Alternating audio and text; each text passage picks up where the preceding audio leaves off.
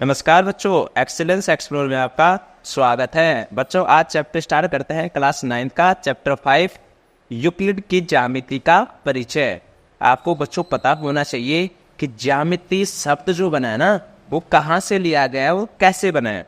ज्यामिति जो शब्द है बच्चों, यूनानी भाषा के शब्दों से बना है और ये यूनानी भाषा का शब्द है बच्चों जियो और मिट्रीन। जियो का मतलब होता है बच्चों पृथ्वी, यानी कि अर्थ के रिगार्डिंग बातें होंगी। और बच्चों मीट्रिन का मतलब क्या होता है बच्चों, मापना।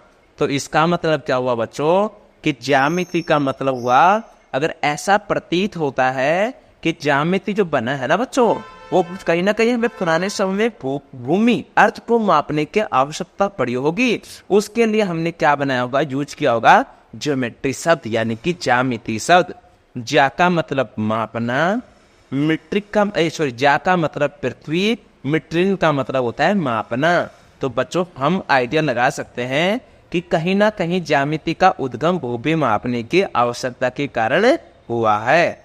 बच्चों यहाँ तक से मैं आपको उदाहरण के तौर पर जब भी नील नदी में बाढ़ आती थी तो विभिन्न भूमि स्वामियों के संलग्न खेतों के बीच की परिसीमाओं बाउंड्री को अपने साथ बाहर ले जाती थी। इन्हीं बाढ़ों के कारण बच्चों परिसीमाओं को पुनः बनाया जाता था। तो बच्चों ये आपके कोई काम की चीजें नहीं है, आपकी इंपॉर्टेंट चीजें हैं बच्चों। कहाँ से स्टार्ट होंगी, यहाँ से।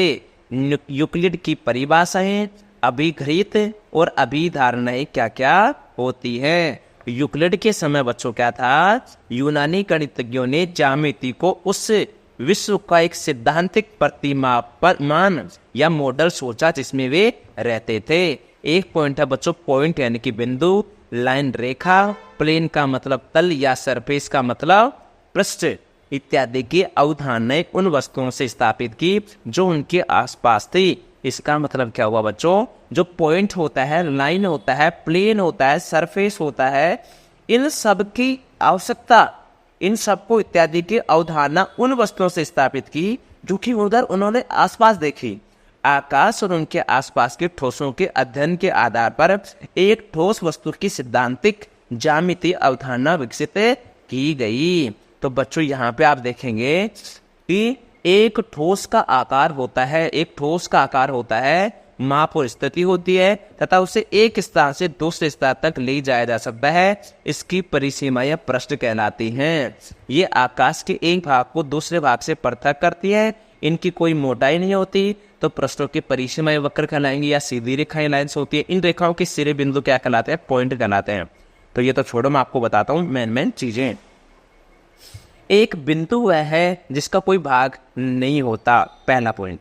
एक जो लाइन होती है ना बच्चों, वो क्या होती है, चौड़ाई रहित लंबाई होती है। एक रेखा के सिरे जो होते हैं उसे हम क्या कहते हैं बच्चों, बिंदु कहते हैं। एक सीधी रेखा ऐसी रेखा जो स्वयं पर बिंदुओं के साथ सपाट रूप से क्या होती है, स्थित होती है। जो बच्चों एक सरफेस होता है जिसकी केवल लंबाई और चौड़ाई होती है। पृष्ठ के किनारे एज रेखाएं होती हैं। तो और आगे चलो बच्चों, ये भी आपकी इंपॉर्टेंट नहीं है, इंपॉर्टेंट है बच्चों अभिघृत और अभिधारणाएं। तो बच्चों आपको पता होना चाहिए कि टोटल अभिघृत कितने हैं बच्चों, 7। कितने अभिघृत हमारे पास, 7 अभिघृत। अभिधारणाएं कितनी है, 5। तो बच्चों इस चैप्टर से आपके पास डायरेक्ट क्वेश्चन पूछा जाएगा कि बच्चों न्यूक्लिड के कितने अभिघृत थे। तो बच्चों न्यूक्लिड के कितने अभिघृत थे, 7 अभिघृत थे। अभिधारणाएं कितनी थी बच्चों, 5 थी। यहाँ पे बच्चों अभिघृत के रिगार्डिंग बातें करेंगे हम लोग।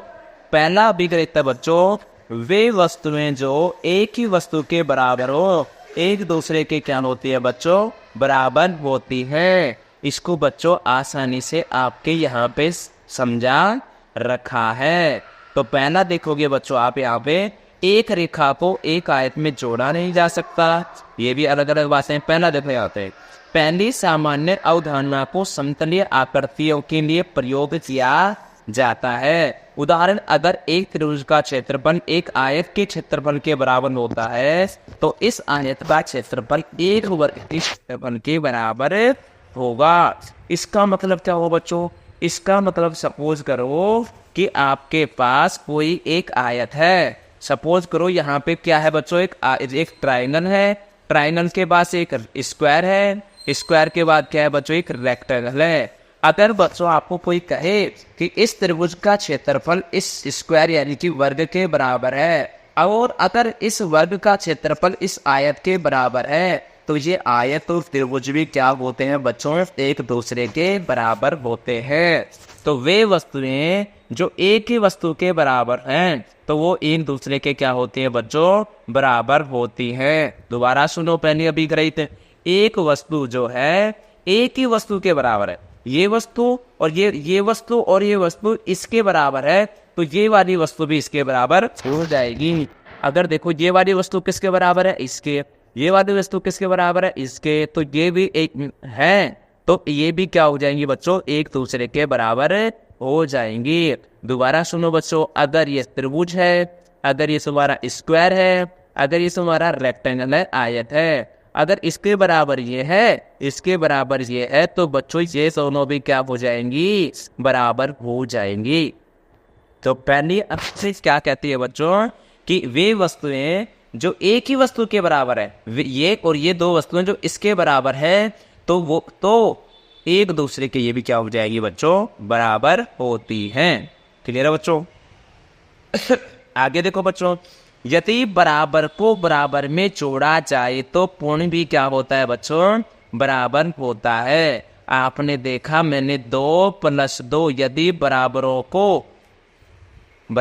को बराबरों में जोड़ा जाए तो बना क्या है बच्चों, 4। लेकिन 4 कैसे बना है, 2 + 2, तो इसका मतलब बराबरों को बराबर में जोड़ा जाए तो जो पूर्ण बना है, पूर्ण भी क्या होता है बच्चों, यहाँ पे बराबर है। देखो 2 पार्ट के, इसका मतलब हुआ बच्चों, अगर यहाँ पे 2 और 2 4 लिया तो बनने वाला जो 4 है वो भी बराबरों के पूर्ण भी है ना, बराबर ही होता है। एक तरीके से देखोगे तो आप लोग, तो 2 + 2 बराबर क्या, ये 4 है, तो ये भी बराबर से ही बना है। यदि बराबरों को बराबर में घटाया जाए तो शेषफल भी क्या आएगा बच्चों, क्या आएगा, बराबर ही आता है। तो इसको दोबारा समझेंगे अब आता है बच्चों 3, अगर बराबरों को बराबर में घटाया जाए, अगर सपोज करो बच्चों ये 2 बराबर है और इसमें से एक बराबर को घटा दे तो आंसर भी क्या आएगा, इसका बराबर ही आएगा। ये 2 बराबर है बच्चों, इसमें से अगर एक को माइनस कर दूंगा तो बचेगा ये, तो ये सारी क्या है बच्चों, बराबरों में से बराबर को घटा देंगे तो क्या प्राप्त होगा, बराबर ही प्राप्त होगा। चौथा क्या है बच्चों, वे वस्तुएं जो परस्पर संपाती होते हैं वो एक दूसरे के क्या होती हैं, बराबर होती हैं। अगर एक ये 2 चीज है और ये दूसरी संपाती है, इसका मतलब ये दोनों क्या है बच्चों, बराबर होती हैं। पूर्ण अपने भाग से बड़ा होता है। अगर सपोज करो तुम्हारे पास बच्चों ये एक पूरा का पूरा एक स्टोर है, इसमें से अगर इसका थोड़ा सा हिस्सा ले लूं, ये वाला हिस्सा, तो ये पूरा इस छोटे हिस्से से क्या होगा, बड़ा होगा। तो पूर्ण अपने भाग से क्या होता है बच्चों, बड़ा होता है। दोबारा देखो, अगर इसके मैं 4 हिस्से कर दो तो इस पूरे में, पूरे का ये पूरा है, ये इसका छोटा हिस्सा है। अब ये पूर्ण जो होगा इसके छोटे भाग से क्या होता है बच्चों, बड़ा होता है। अब बच्चों बात करते हैं अगली, एक ही वस्तुओं के दुगने परस्पर क्या होते हैं, बराबर होते हैं।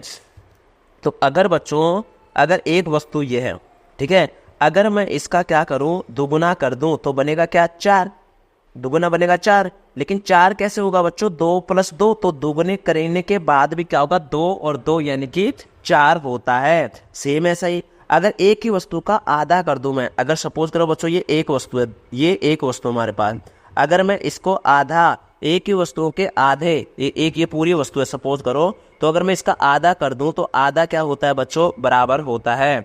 इसको बच्चों दोबारा समझेंगे 6 और 7 को। यहाँ पे एक ही वस्तु का दुगुना, अगर ये वस्तु है इसका मैं अगर दुगुना कर दूंगा, ये दुगुना हो गया, तो ये दुगुने क्या है, ये और ये दोनों क्या होते हैं बच्चों, बराबर होते हैं। जैसे यहाँ पे क्या है बच्चों, यहाँ पे 4 है, ठीक है, यहाँ पे 2 है, अगर मैं 2 का दुगुना कर दूंगा तो 4, इसका मतलब 2 ये और 2 ये, तो ये सारे क्या है बच्चों, ये बराबर है, ऐसा करना चाहता है ये।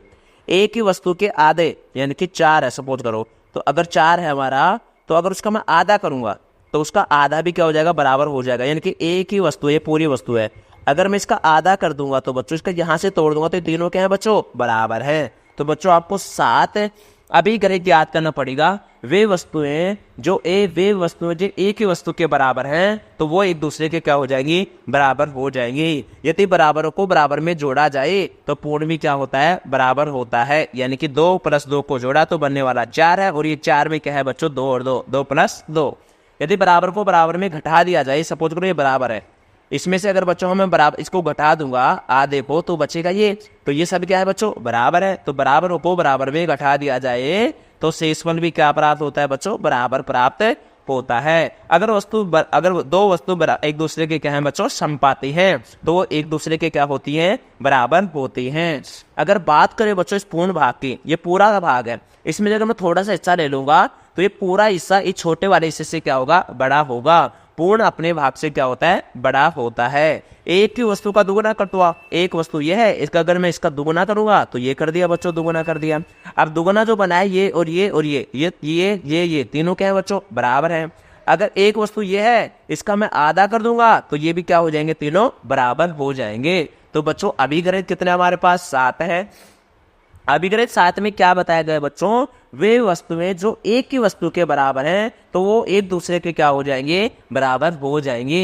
यदि बराबरों को बराबर में जोड़ा जाए तो पूर्ण भी क्या होता है बच्चों बराबर होता है। यदि बराबर को बराबर में घटा दिया जाए तो शेषफल भी क्या होता है बराबर होता है। वे वस्तुएं जो एक दूसरे के क्या होती है संपाती होती हैं वो एक दूसरे की क्या होती है बच्चों बराबर होती हैं। पूर्ण अपने भाग से क्या होता है बच्चों बड़ा होता है। अगर एक वस्तु का मैं दुगुना कर दूंगा तो वो भी क्या आएगा बराबर आएगा। परस्पर बराबर होते हैं, परस्पर बराबर होते हैं, परस्पर मतलब एक दूसरे के बराबर होते हैं। तो मैंने ये तो बताया बच्चों, आपको दोबारा रिपीट करा देता हूँ एक बार फिर से मैं आपको। यहाँ पे पहला यहाँ पे देखो, अगर एक ही वस्तु का दुगुना कर दूं, ये वस्तु है, अगर मैं इस वस्तु का मैंने ये दुगुना कर दिया, सपोज करो दुगुना कर दिया, तो ये परस्पर क्या होते हैं एक दूसरे के बराबर होते हैं, खत्म। अगर एक वस्तु का मैं इसका आधा कर दूं तो आधा कर दूंगा तो आधे आधे परस्पर, ये परस्पर क्या होते हैं तीनों बराबर होते हैं। तो पहला और 6 और 7 तो क्या हो गया हमारा कंप्लीट। 7 कहता है हमारा पूर्ण, ये पूरा का पूरा ये है। अगर मैं इसका छोटा सा हिस्सा ले लेता हूं ये वाला हिस्सा तो ये पूर्ण छोटे हिस्से से क्या होगा बड़ा होगा। पूर्ण अपने से क्या होता है भाग से बड़ा होता है, समझ में आ गया। अगर ये एक दूसरे के संपाती है इसका मतलब एक दूसरे के क्या है बच्चों बराबर होते हैं, ये भी समझ में आ गया। अगर ये बराबर है, यदि बराबरों को बराबर में घटा दिया जाए तो शेषफल भी क्या होगा बराबर होगा। यदि सारे बराबर है, ये भी बराबर है, अगर इसमें से मैं किसको, ठीक है बच्चों, तो इसका मतलब ये बराबर है। बराबर में से मैं क्या करूंगा बराबर को घटा दूंगा तो क्या मिलेगा हमें बराबर ही मिलेगा। तो शेषफल जो मिला है वो भी क्या है बच्चों बराबर है। यदि बराबरों को बराबर में जोड़ा जाए तो जो पूर्ण बना है वो भी एक दूसरे के क्या है बच्चों बराबर है। समझ आ गया होगा। तो बच्चों हमें याद करना है, और ये वाला एक वस्तु है, अगर ये इसका क्षेत्रफल और इसका क्षेत्रफल इसके बराबर है, इसका तो ये तो एक दूसरे के क्या हो जाएंगे बराबर हो जाएंगे। तो यूक्लिड की कितने अभिगणित थे बच्चों 7 थे। उसमें पहला था एक वस्तु वे वस्तुएं जो एक दूसरे के बराबर होती हैं तो वो एक दूसरे के क्या हो जाएंगी बराबर हो जाएंगी। पहला ये था अभिगणित। दूसरा क्या था, यदि बराबरों को बराबर में से जोड़ा जाए तो पूर्ण भी क्या होगा बराबर होगा। यदि बराबर को बराबर में घटा दिया जाए तो शेषफल भी क्या होगा बराबर होगा। अगर वस्तु एक दूसरे के परस्पर संपाती है तो एक दूसरे के क्या होंगी बराबर होंगी। पूर्ण अपने भाग से क्या होता है बड़ा होता है। एक ही वस्तु का अगर दुगुना कर दूंगा तो परस्पर बराबर होते हैं, और एक ही वस्तु का आधा कर दूंगा तो वो भी परस्पर क्या होते हैं बराबर होते हैं। तो बच्चों आज हमने क्या पढ़ा है, यूक्लिड की अभिगणित पढ़े हैं। कल हम पढ़ेंगे अभिधारणा, और उसको और भी जैसा आज पढ़ा था उससे भी और भी अच्छे से पढ़ाऊंगा बच्चों में आपको। तो आपको पता होना चाहिए कि अभिगणित कितने हमारे पास 7, और पोस्टुलेट यानी कि अभिधारणा कितने हमारे पास 5। तो ये इंपॉर्टेंट है बच्चों, इन्हीं में से क्वेश्चन आएगा। यूक्लिड की अभिगणित कितनी हमारे पास 7, अभिधारणा कितनी 5। यूक्लिड की अभिगणित 7 थी, उनमें से पहला था वे वस्तुएं जो एक दूसरे के बराबर होती है वे वस्तुएं जो एक दूसरे के बराबर होते हैं वो एक दूसरे के क्या होंगी बराबर होंगी। यदि बराबर को बराबर में से जोड़ा जाए तो पूर्ण भी क्या होगा बराबर होगा। यदि बराबर को बराबर में से घटाया जाए तो शेषफल भी क्या होगा बराबर होगा। वे वस्तुएं जो परस्पर संपाती होती हैं वो एक दूसरे के क्या होती है बच्चों बराबर होती है। पूर्ण अपने भाग से क्या होता है बच्चों बड़ा होता है। एक ही वस्तु के दुगने परस्पर बराबर होते हैं। एक ही वस्तु के आधे भी क्या होते हैं बच्चों परस्पर बराबर होते हैं। तो बच्चों यहाँ पे पार्ट 1 क्या होता है कंप्लीट। Thank you.